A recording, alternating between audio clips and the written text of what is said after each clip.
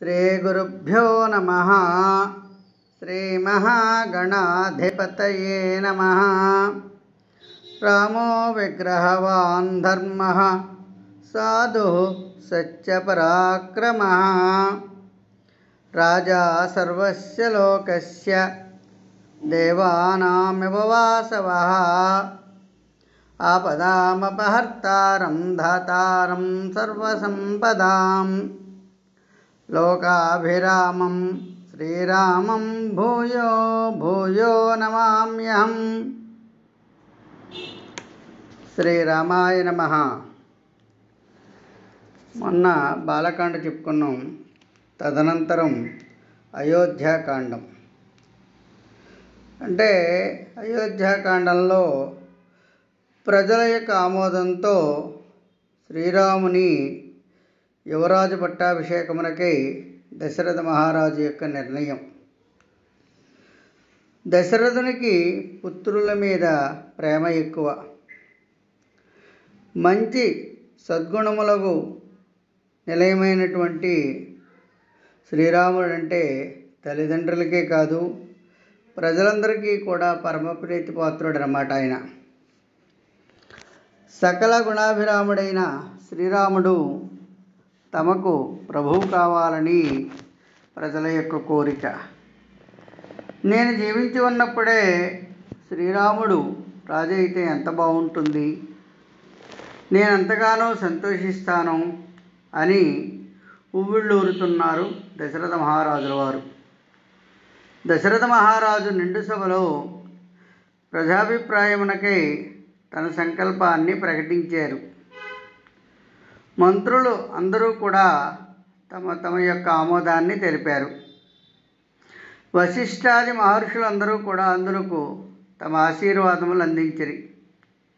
సామంతులు అంటే ప్రజలు అన్నమాట, పౌరులు, జానపదులు మున్నగు వారందరూ ఏకగ్రీవముగా తమ సమ్మతిని తెలుపుచూ శ్రీరాముని యొక్క ఉత్తమ గుణాలని శ్లాఘించారు, అంటే పొగిడారన్నమాట.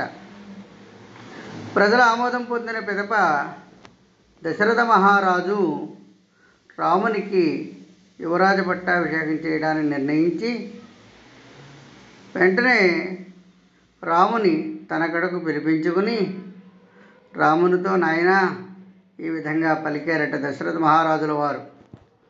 నాకు ఈ మధ్య కలలో దుస్వప్నాలు కనబడుతున్నాయి. పట్టపగలే మహాధ్వనులను గావించుచు పిడుగులతో కూడినటువంటి తోకచుక్కలు అంటే ఉల్కలు నేలపై రాలుతున్నాయ్యా. నా జన్మరాశి ఎందు క్రూరగ్రహములు చేరినవట.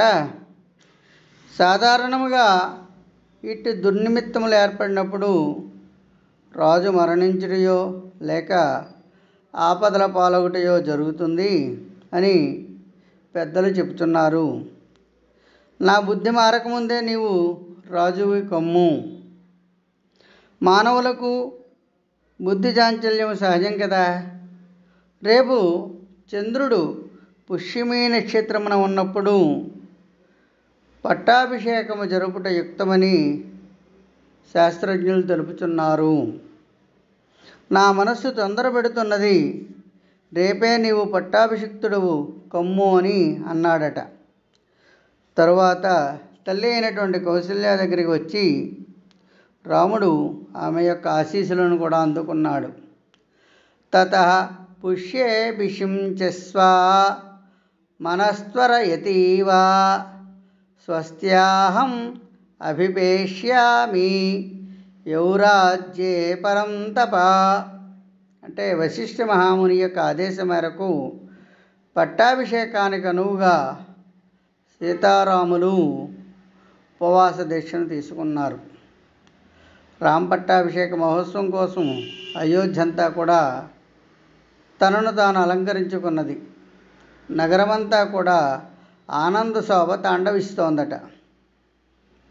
అప్పుడు కైకేయి వరములు కోరిందట. ఏంటో చూద్దాం. మానవునిగా అవతరించి రావణుని వధింతును అని శ్రీ మహావిష్ణువు దేవతలకి అభయం ఇచ్చారట. శ్రీరాముడు యువరాజే రాజ్యపాలన చేపట్టి అయోధ్యలోనే ఉన్నట్లయితే రావణవధ జరగదు.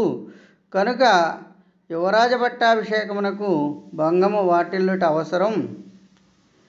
ఈ పట్టాభిషేకము భంగమగుటకు మందరయు కైకేయియు నిమిత్త మాత్రమే. ఇది విధి నిర్ణయం నాయన. అందువలన కైక 2 వరాలు కోరుకుందట. ఏంటంటే, 1 శ్రీరాముడు 14 సంవత్సరముల వనవాసము చేయుట, 2 భరతునికి యువరాజ పట్టాభిషేకం చేయుట అను 2 వరాలను కూడా దశరథ మహారాజును కోరిందిట ఆవిడ. దశరథుడు తన ప్రతిజ్ఞకు కట్టుబడి విధిలేని పరిస్థితుల్లో అందుకు ఒప్పుకున్నారట. ఆయన తండ్రిని సత్యసంధుని గావించుటకై రాముడు పితృవాక్య పరిపాలన కావింతును అని కైకేయి దశరథుల ఎదుట ప్రకటించారట. కైకేయి శంకను తీర్చుడికి ఆ రాఘవుడు అన్నట్ట, రామో ద్విర్నాభిభాషతే, అంటే రాముడు శ్రీరామచంద్రమూర్తి ఆడిన మాట తప్పడు అని ఆమెకు మాట ఇచ్చాడట ఆయన. మానవ శక్తి, దైవబలం. ఒక స్త్రీ మూలముగా మహారాజు తన జ్యేష్ఠ కుమారుని వనములకు పంపుట అధర్మము అని లక్ష్మణుడు హుంకరింపగా ఆయన అన్నారట చిరునవ్వుతో, విధి నిర్ణయము అని రాముడు లక్ష్మణుడితో చెప్పారట. అప్పుడు లక్ష్మణుడు, పిరికివారు పరాక్రమహీనులు మాత్రమే దైవమును ఆశ్రయిస్తారు. పరాక్రమశాలులను లోకముచే గౌరవింపదగినటువంటి వీరులు కూడా దైవం మీద ఆధారపడతారు. వారు స్వప్రయత్నములకే ప్రాముఖ్యం ఇస్తారు. భగవంతుని మీద ఆధారపడు వాళ్ళు తన యొక్క ప్రయత్నాలకే ప్రాముఖ్యం ఇస్తారని చెప్పి లక్ష్మణమూర్తి అన్నారట. విక్లవో వీర్యహీనో యః సదైవం అనువర్తతే వీరాః సంభావితాత్మానో న దైవం పర్యుపాసతే. అంతటా శ్రీరాముడు లక్ష్మణుని యొక్క కన్నీరు తుడిచి, నాయనా లక్ష్మణ, తల్లిదండ్రుల ఆజ్ఞలను త్రికరణ శుద్ధితో పాటించువానిగా నన్నెరుంగుము. ఇదియే సత్పురుషుల యొక్క మార్గం అని పలుకుచూ వనములకు వెళ్ళుటకే తాను దృఢముగా నిశ్చయించుకున్నట్లు తెలిపారట. ఇరువురి మధ్య చర్చ ఆసక్తికరముగాను విజ్ఞానదాయకముగా ఉన్నది. దీనివలన మానవశక్తి యొక్క పరిమితి స్పష్టమైనది, దైవబలము యొక్క ప్రాబల్యము బోధపడినది. శ్రీరాముడు సీతారామ లక్ష్మణులతో కూడి వనములకేగుట. తల్లి ఆజ్ఞ గొనుటకై శ్రీరాముడు కౌసల్యాదేవి దగ్గరకు వెళ్ళారట. శ్రీరాముని వనవాస వార్త విని ఆవిడ దిగ్భ్రమ చెందెను. ఆశ్చర్యపోయింది ఆవిడ. తట్టుకోలేని దుఃఖంతో తల్లడిల్లెను. నాయనా రామా, నీ ఎడబాటు నేను భరింపజాలను కనుక నేను నీ వెంట వస్తానయ్యా అని పలికిందట ఆవిడ. అప్పుడు ఆ రఘువరుడు అన్నాడట, పతి సేవయే సతికి పరమధర్మము కనుక మా తండ్రికి సేవలు చేయుచు నీవు ఇచ్చటనే ఉండుము అని పలు విధములుగా ఓదార్చి ఆమె నుండి శుభాశీస్సులు పొందెను.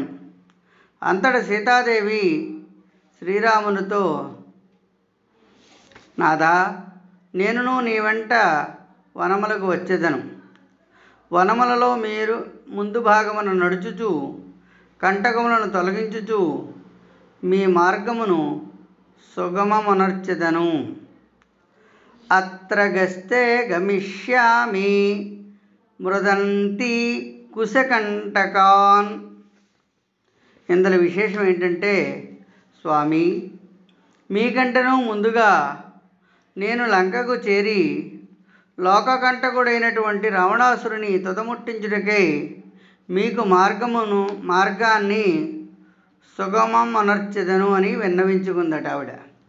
అయినను శ్రీరాముడు ఆమె పలుకులకు ఆమోదింపక, ఓ కోమలి, వనవాస జీవితము దుర్భరము కనుక నీవు అచ్చటికి రావలదు అని వచించి ఆమెను నివారింపజూచెను. మీరు లేకుండా స్వర్గసుఖాలు లభించినా ఇష్టపడను. పతిని అనుసరించడమే సతికి ధర్మం, సుఖప్రదం, శుభప్రదం అని తెలిపింది. ఇంకను పలు రీతులుగా ప్రార్థించుచు ప్రాణత్యాగమునకు సిద్ధము కాగా అప్పుడు రాఘవుడు తనతో ఆమె ప్రయాణమునకు సమ్మతించెను. తదుపరి లక్ష్మణుడు కూడా ఎంత వేడుకొనగా అతడును తన వెంట వనములకు వచ్చుటకు శ్రీరాముడు అంగీకరించెను. అంతటా లక్ష్మణస్వామి తన తల్లి ఆశీస్సుల కొరకై సుమిత్రాదేవి కడగేగెను. అందులోకి ఆమె తన అంగీకారం తెలుపుచూ ఆ తల్లి తన కుమారునితో, నాయనా, ఓ కుమారా, హాయిగా వనములకు వెళ్ళుము. నీవు అతడ సీతారాములను తల్లిదండ్రులుగా తలంచి నిత్యము వారికి సేవలు చేయుచుండుము. అరణ్యమును అయోధ్యగా తలంచి చక్కగా మసలుకొనుము అని పలికి పుత్రుణ్ణి ఆశీర్వదించిందట. రామం దశరథం విద్ధి మాం విద్ధి జనకాత్మజాం అయోధ్యాం అటవీం విద్ధి గచ్చతాత యథా సుఖం. కైకేయి స్వయంగా తెచ్చి ఇచ్చిన వలకలములు అంటే నారచీరల్ని సీతారామ లక్ష్మణులు ధరించారు. తల్లిదండ్రులకు నమస్కరించారు. సుమిత్ర లక్ష్మణునితో, నాయనా, శ్రీరాముణ్ణి నీ తండ్రి అని దశరథుల వారిగా సీతను నన్నుగా భావించు. అడవిని అయోధ్య అనుకోవయ్యా, సుఖంగా వెళ్ళి రమ్మని ఆవిడ దీవించిందట. రాముని ఎడబాటును తట్టుకొనలేక ప్రజలందరూ కూడా ఆ రథమును కొంత దూరం అనుసరించారు. దశరథుడును కౌసల్యాదులను మూర్ఛల్లపోయారు, స్పృహ తప్పి పడిపోయారు. శృంగబైరపురమున ఉన్నటువంటి గుహుని సహకారంతో రామలక్ష్మణులు మర్రిపాలతో జటాజూటములను ధరించి ఆ రాత్రి తృణశయ్యలపై అచ్చటనే గడిపారట. వారి గంగానదిని దాటి భరద్వాజ ఆశ్రమమును దాటి ఆశ్రమానికి చేరుకున్నారు. భరద్వాజ మహర్షి నుండి అతిథి సత్కారాలను, ఆశీస్సులను తీసుకొని పిమ్మట వారు చిత్రకూటమునకు వెళ్ళి అక్కడ వనవాసం గడుపసాగిరి. అయితే పుత్రదుఃఖంతో దశరథ మహారాజు మృతి చెందారు. అరాచకమున ఏర్పడు విపరీతములు. శృంగబేరపురమున గుహను వీడ్కొని సుమంత్రుడు తిన్నగా అయోధ్యకు చేరాడట. శ్రీరాముని ఎడబాటును బాధను భరింపలేక దశరథుడు పుత్రదుఃఖముతో ప్రాణములు కోల్పోయెను. కళేబరమును తైలద్రోణిలో ఉంచిరి. దశరథ మహారాజు మరణించు సమయమున రామలక్ష్మణులు వనముల పాలయ్యుండిరి. భరత శత్రుఘ్నులు కేకయ్య రాజ్యమున తాతగారి ఇంట ఉన్నారట. నలుగురు కొడుకులు ఉండి కూడా ఆ సమయానికి ఉత్తర క్రియలు ఆచరించుటకు ఒక పుత్రుడు కూడా దగ్గర లేకపోవడం మిగుల బాధాకరం. రాజ్యము పరిపాలించుటకు పట్టాభిషిక్తుడైనటువంటి ప్రభువు లేడు. రాజులేని రాజ్యమున ఏర్పడిన అల్లకల్లోల పరిస్థితులను గురించి మార్కండేయాది మహర్షులు వశిష్ఠ మహామునితో ఈ విధంగా పేర్కొన్నారట. ఓ మహర్షి, రాజులేని రాజ్యమున ధర్మము గతి తప్పును. కొడుకులు తల్లిదండ్రుల మాటలు వినరు. సతులు పతుల ఆజ్ఞలు పాటింపరు. దంపతుల అన్యోన్య రాగములు సన్నగిల్లును. పాపభీతి ఉండదు. విఘ్నభయములచే యజ్ఞములు ఆగిపోవును. పోషించువారు లేక లలిత కళలు మరుగున పడిపోవును. సామాజిక కార్యక్రమము కుంటుపడును. దొంగల భయము మితిమీరును. బలవంతులు బలహీనులను దోచుకుందురు. ప్రజలు జాతి మర్యాదలను, వర్ణాశ్రమ ధర్మాలను పాటింపరు. నాస్తికులు చెలరేగుదురు. ఈతివాదులు పెళ్ళుబుకును. మహర్షులు భవిష్యత్తును దర్శింపగలవారు కావున వారు తెలిపిన ఈ విషయములు ఏ కాలమందైనను ప్రభువు అంటే సమర్థుడైనటువంటి పాలకుడు లేని ఏ దేశమునకైనను వర్తిస్తాయి. ఇవన్నీ కూడా భరతుని రాక అతని శపథము. ఋషుల మాటలను ఆలకించినటువంటి వశిష్ఠ మహర్షి వెంటనే దూతలను పంపి 8వ రోజున భరత శత్రుఘ్నులను కేకే రాజ్యం నుండి అయోధ్యకు తీసుకొచ్చారట. అంతటా భరతుడు తండ్రి మరణవార్త సంఘటనను, సీతారామ లక్ష్మణుల వనవాస విషయంలో తెలుసుకుని తల్లడిల్లిపోయాను. భరతుడి కైకను తప్పుబట్టాడు. శత్రుఘ్నుడు మందరను చంపడానికి సిద్ధమయ్యాడు. కానీ భరతుడు ఏం చేశాడంటే వారించాడు. పిమ్మట అతడు కౌసల్యామాత కడకేగి జరిగిన సంఘటనలకు మిగులు రోధించుచు తన నిర్దోషత్వమును రుజువుపరచుటకై ఇట్లు శపథవచనములు పలికెను. ఈ విధంగా శపథాలు చేశారు ఆయన. అమ్మా, శ్రీరాముడు సత్యనిరతుడు, పూజ్యుడు. అట్టి మహాత్ముని అడవుల పాలు చేయువారి బుద్ధి చాలా చెడ్డది. నాకు అందు ఆవంతయును ప్రమేయము లేదు. నాకు ఆ విషయమున ఏమాత్రము జోక్యము ఉన్నను నాకు పాపాత్మనకు సేవ చేయవలసిన గతి పట్టును. సూర్యునికి ఎదురుగా నుండి మలమూత్రములు విసర్జించిన వాని పాపములు అంటుకొనను. గోవును కాలితో తన్నిన వానికి పాపములు చుట్టుకొనను. మృత్యువునకు కూలిన ధనమును పోగొట్టి యజమాని దుర్గతి నాకు ప్రాప్తించును. ఉత్తముడైన రాజునకు ద్రోహము తలపెట్టిన వానికి దుస్థితి నాకు పట్టును. ప్రజల నుండి పనులను స్వీకరించి వారి యోగక్షేమములను విస్మరించిన పాలనకు పట్టెడి దుర్గతి నాకు దాపురించును. ఋత్విజులకు యజ్ఞదక్షిణలను ఎగవేసిన యజ్ఞకర్తకు చుట్టుకునడి పాపము, శస్త్రాదులన్నీ ఉన్నను వీరధర్మమును విస్మరించి గురువులు అవమానించడి వానికిని, తల్లిదండ్రులు నిందించడి మూర్ఖునకు, మిత్రద్రోహమునకు ఒడిగట్టినటువంటి నీచునకు చుట్టుకున్న పాపము నాకు ప్రాప్తించును. స్త్రీలను, బాలబాలికలను, వృద్ధులను చంపిన వాని పాపము నాకు చుట్టుకును. దైవ బ్రాహ్మణ పూజలను భంగపరిచడి వానికిని, లేగదోడలకు మిగలకుండా తల్లి ఆవుల పొదుగు నుండి పూర్తిగా పాలు పిండుకొనడి వానికి పట్టెడు దుర్గతులు నాకు పట్టను అని తీవ్రమైనటువంటి శపథవచనములు భరతుడు పలికెను. పుత్రుడు ఎడబాటుతో శోకముతో బాధపడుతున్న కౌసల్యామాతను ఓదార్చుచు అతడు దుఃఖమును తట్టుకొనలేక మూర్ఛపోయాడు. ఆయన కూడా కొంత సమయం తర్వాత అతడు మూర్ఛ నుండి తేరుకొనెను. అప్పుడు కౌసల్యామాత సాదరముగా ఆయనను ఊరడించెను. శ్రీరాముని గుణవచ్చుటకై భరతుడు సపరివారముగా చిత్రకూటమునకు చేరుట. పిమ్మట భరతుడు వశిష్ఠ మహర్షి కడకేగెను.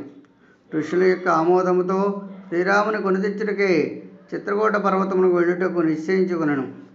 చతురంగ బలములతో సపరివారముగా బయలుదేరుటకు అనువైనటువంటి మార్గములను నిర్మింపజేయుటకు అతడు ఆజ్ఞ ఇచ్చెను. వెంటనే ఆయా పనులు వారందరూ అది ఒక శ్రీరామ సేవగా తలంచి భక్తి శ్రద్ధలతో మార్గ నిర్మాణ కార్యక్రమం పూర్తి చేశారట. చతురంగ బలములతో వచ్చుతున్న భరతును చూచి అతను దురుద్దేశంతో వచ్చుతున్నాడేమోనని అపోహపడి శృంగవేరపురాధిపతి గుహుడు తన వారిని యుద్ధమునకు సర్వసన్నద్ధులను గావించెను. తాను ముందుగా భరతునకు ఎదురేగి వాస్తవ విషయములు తెలియగా సంతోషపడి వారిని ఆదరించెను. పిమ్మట వారందరినీ పడవలపై గంగా నదిని దాటించెను. తరువాత తన వారితో ప్రయాగ చేరి భరద్వాజమునిని దర్శించి ఆయన ఆశీస్సులు పొందెను.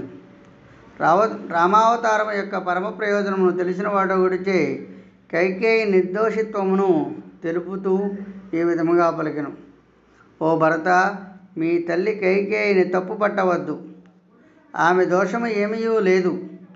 శ్రీరాముని వనవాసము భవిష్యత్తులో అందరకు సుఖశాంతులను వర్ధిల్లజేయును. శ్రీరాముడు దండకారణ్యములకు చేరుట వలన దేవతలకును, దానవులకును, మహర్షులకును ఈ జగత్తునకు హితమే జరుగును, మంచి జరుగుతుందని చెప్పాడట. నదోషేణావ గంతవ్య కైకేయీ భరత్యయా రామ ప్రవ్రాజనం సుఖోదర్కం భవిష్యతి దేవానాం దానవానాంచ ఋషీణాం భావితాత్మానం హితమేవ భవిష్యద్ధి రామ ప్రవ్రాజనాదిహ. అంతటా భరతుడు శ్రీరాముని నివాస ప్రదేశమును అచ్చటికి వెళ్ళు మార్గమును ఆ మహర్షి వలన తెలుసుకొని ఆయన ఆశీస్సులను కైకొని తన వారితో కూడి అచ్చటి నుండి బయలుదేరి చిత్రకూటమునకు చేరుకున్నారట. శ్రీరాముడు భరతునకు రాజధర్మాలను ఉపదేశిస్తున్నట్ట. భరతుడు శ్రీరాముని సన్నిధికి చేరుకుని ఆయనకు నమస్కరించను. తరువాత శ్రీరాముడు భరతునితో కృష్ణ ప్రశ్నలను అడుగుతూ రాజధర్మములను, పరిపాలనా విషయమున పాలకుడు తీసుకునవలసినటువంటి మెలకువలను సమగ్రముగా పేర్కొనను. ఓ భరత, జ్ఞాన శీల వయోవృద్ధులైన ఋత్విజులచే యజ్ఞములను నిర్వహింపజేయుచున్నావు కదా. విశ్వాసపాత్రులు, ధీరులు, రాజనీతి నిపుణులు, ప్రలోభములకు లొంగనివారు, ఉత్తమ వంశమున పుట్టినవారు, ప్రభువు మనస్సును ఎరిగి ప్రవర్తించేవారు అయిన సత్పురుషులను మంత్రులుగా నియమించేవా? పెక్కుమందితో మంత్రాంగమును జరుపుటలేదు కదా. పెక్కుమంది మూర్ఖుల కంటెను మేధావియు సమర్థుడునైన అమాత్యుడు ఒక్కడైనను ప్రయోజనము చేకూర్చగలడు. ఇంకా ఏం చెప్తున్నాడంటే, సేనాపతిని ఎలాంటి వాళ్ళని నియమించాలి, ఏ విధంగా చేయాలో చెప్తున్నారట. రాజసత్కారములతో సంతుష్టుడై ఇండువాడును, శత్రువులను నిగ్రహింపగల సమర్థుడును, సేనా వ్యూహములందు చిత్రుడును, విపత్కర పరిస్థితులలో ధైర్యముగా ఉండువాడును, ప్రావజ్య భక్తి గలవాడును, యుద్ధకార్య కుశలుడును అయిన వానిని సేనాపతిగా నియమించుదువు కదా. వారు బరపరీక్షలలో నెగ్గినవారైనా సరియగు పారితోషికములతోనూ సకాలంలో జీతభత్యములతోనూ వారిని తృప్తిపరుచుతున్నావు కదా. స్వదేశీయులను, ఇతరుల భావముల గ్రహింపగలవారును, కార్యదక్షులను, సమయస్ఫూర్తి గలవారును, స్వదేశముల యందును విదేశములలో కూడా రాజకార్యములను నిర్వహించిన వారి కార్యకలాపములను గూఢచారుల ద్వారా ఎప్పటికప్పుడు పర్యవేక్షించుచున్నావా? చతుర్వర్ణముల వారును, అన్ని వృత్తుల వారును తమ తమ ధర్మకర్తలలో నిరతులై ఉన్నవారును కదా. వారికి సరియైన రక్షణ కల్పించుచున్నావు కదా. దోషులను ధనలోహంచే విడిచిపెట్టుట కానీ, నిర్దోషులను శిక్షించుట కానీ నీ రాజ్యమున లేదు కదా. పెక్కుమంది శత్రువులపై ఒకే సమయంలో దండెత్తుట మొదలగు దోషములను పరిత్యజించుతున్నావు కదా అని నానా పరిపరి విధాలుగా అడుగుతున్నారట ఆయన్ని. నాస్తిక్యం అనృతం క్రోధం ప్రమాదం దీర్ఘసూత్రతాం అదర్శనం జ్ఞానవతాం ఆలస్యం పంచవృత్తితాం ఏకచింతనమర్థానాం అనర్ధజ్ఞైస్య మంత్రణం నిశ్చితానాం అనారంభం మంత్రస్య పరిరక్షణం మంగళస్య ప్రయోగంచ ప్రత్యురుద్ధానంచ సర్వతః కచ్చిత్ త్వం వర్జస్యేతాన్ రాజదోషాం చతుర్దశ. రాజనీతి ధర్మజ్ఞుడైనటువంటి మహారాజు ఆత్మజ్ఞానియే న్యాయ మార్గమును అనుసరించి ప్రజలను ధర్మబద్ధముగా పరిపాలించ చేసినట్లయితే సమస్త భూమండలం అతనికి వశమవుతుందట. శ్రీరాముడు ప్రస్తావించిన ఈ రాజనీతి విషయములు అన్నీను ఎల్లకాలముల యందును సకల దేశ పరిపాలకులకును ఆచరణీయములు. శ్రీరాముడు భరతుని ప్రార్థనను, జాబాలి నాస్తికవాదమును త్రోసిపుచ్చుట, సత్యస్వరూపమును వివరించుట. అంతటా భరతుడు, అన్నా, నిన్ను సేవించుటే నాకు పరమధర్మము. దానికి దూరమైనప్పుడు ఇతర రాజధర్మములతో నాకు పని ఏమి అని చెప్పి శ్రీరాముని అయోధ్యకు రమ్మని ప్రార్థించెను. శ్రీరాముడు తండ్రి మరణ వార్త విని చాలా దుఃఖితుడయ్యను. శాస్త్రోక్తముగా తండ్రికి శ్రాద్ధకర్మలు నిర్వహించెను. పుట్టిన ప్రతి వ్యక్తి ప్రాణియు కూడా గిట్టుడు సహజము. కనుక తండ్రి మృతికి వగవక ఆయన ఆజ్ఞను పాటించుటే మనందరి కర్తవ్యము. కావున నీవు రాజ్యభారమును వహింపము. నేను 14 సంవత్సరములు వనవాసము ముగించుకుని అయోధ్యకు వచ్చేదనని శ్రీరాముడు భరతునకు హితవు పలికెను. ఈ లోకము తప్ప మరి ఒక లోకము లేదు. పరోక్ష పారలౌకిక లాభములను విశ్వసింపక ప్రత్యక్షముగా రాజ్యములకు అంటే భౌతిక సుఖములను అనుభవించుటే ముఖ్య కర్తవ్యము. ముందుగా జాబాలిక నాస్తికవాదముతో శ్రీరాముని ఒప్పింపజూచాడు. జాబాలి ఎవరంటే దశరథుని యొక్క పురోహితుడు. జాబాలి యొక్క వాదాన్ని ఖండించాడు. రాముడు తండ్రిని సత్యసంధునిగా చేయుటయే తన ముఖ్య కర్తవ్యమని నొక్కి వక్కాణించాడట. రాజు సత్యప్రవర్తనుడైనచో ప్రజలందరూ కూడా సత్యమార్గముననే ప్రవర్తించరు. యద్వృత్తా సంతి రాజానః తద్వృత్తా సంతి ప్రజా. లోకమంతయును సత్యము మీదనే ఆధారపడి ఉన్నది. సత్యే లోకః ప్రతిష్ఠితః ఋషేశ్చైవ దేవాస్య సత్యమేవ హిమేనిరే సత్యవాదీ లోకేస్మిన్ పరం గచ్చతి క్షయం. ఈ లోకమున ధర్మమునకు సత్యమే పరాకాష్ఠ. స్వర్గప్రాప్తికి అదియే మూలము. ధర్మ సత్యపరో లోకే మూలం స్వర్గస్య చోచ్యతే. లోకమున సత్యమే భగవత్స్వరూపం. సంపదలన్నీను సత్యం మీదనే ఆధారపడి ఉంటాయి. అన్నింటికి సత్యమే ఆధారము. సత్యము కంటే శ్రేష్టమైనది మరి ఒకటి లేదు. సత్యమేవేశ్వరో లోకే సత్యం పద్మాశ్రితా సదా సత్యమూలాని సర్వాణి సత్యాన్నాస్తి పరం పదం. వేదములు మున్నగునవన్నీ కూడా సత్యం మీదే ఆధారపడ్డాయి. కావున లోకమంతయును సత్యమార్గమునే ఆశ్రయింపవలను. వేదాః సత్యప్రతిష్ఠానాః తస్మాత్ సత్యపరో భవేత్.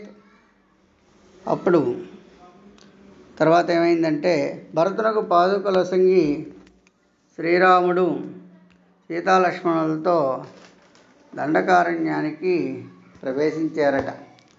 అంటే ఎలా జరిగిందో పిమ్మట భరతుని ప్రార్థనపై రఘువరుడు తన పాదుకలను ఇచ్చెను. అనంతము భరతుడు శ్రీరాముని పాదుకలను తన శిరస్సును ధరించి పరివారంతో కలిసి అయోధ్యకు బయలుదేరాను. మార్గమధ్యమున భరద్వాజ మహాముని ఆశీస్సులు పొంది క్రమముగా అయోధ్యకు చేరారట. తదుపరి భరతుడు ఆ నగర సమీపమున గల నందిగ్రామమున శ్రీరామునకు ప్రతినిధులుగానున్న ఆ పాదుకులకు పట్టాభిషేకమునర్చి వాటికి నివేదించుచు రాజ్యకార్యములను నిర్వహింపసాగను. భరతాదుల సమాగమ స్మృతులను కొంతమేర తగ్గించుకున్నట్టుకై శ్రీరాముడు సీతాలక్ష్మణులతో కలిసి చిత్రకూటమును విడిచి అత్రిమహాముని ఆశ్రమానికి చేరి ఆయన అత్రిమహామునిని అనసూయాదేవిని దర్శించి వారిని సేవించారట. అనసూయామాత సీతాదేవికి ప్రతివ్రతా ధర్మమును ఉపదేశించింది. ఆమె కోరికపై జానకి ఆమెకు కళ్యాణగాథను వివరించిందట.